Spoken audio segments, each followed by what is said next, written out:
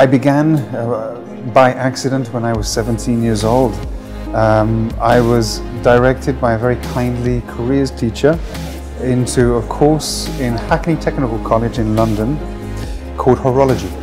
And at the time, I didn't even know what horology was. But from the moment that I went in through the doors and I met the people and I saw the subjects and the combination of art, design, mechanics and history, it clicked.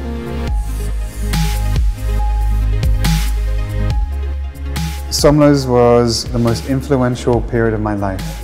It's where I spent 7 years restoring amazing watches and works of art dating back to the 17th century up until the 1950s.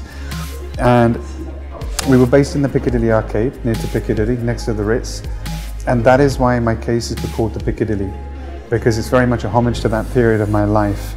And also my design is very English. The watches are Swiss made, but the spirit of them comes from me, from my watchmaking soul, from my life. In 2008, I stopped working for other companies to concentrate on Speake Marin. And that was just the dawn of the worst watchmaking recession in history. So I had a couple of very difficult years, but I managed to get through. And today, Speake Marin is evolving from being an individual into a brand. When you make a piece like the Triad, by way of example, I have my way of viewing it. I have my way of interpreting it. Same thing with a skull piece, same thing to a degree with the Dong Song.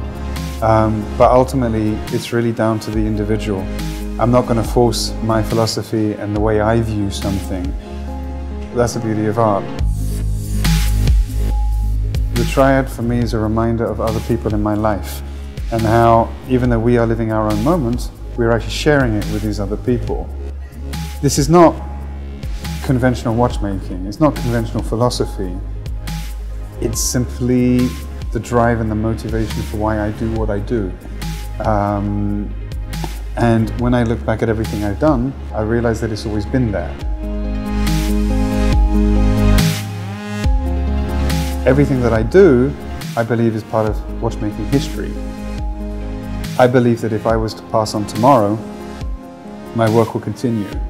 And if I live to 100, it'll outlive me and it will continue. Both what I've done now and what will be done in the future will overlap my life and it'll go well beyond my years.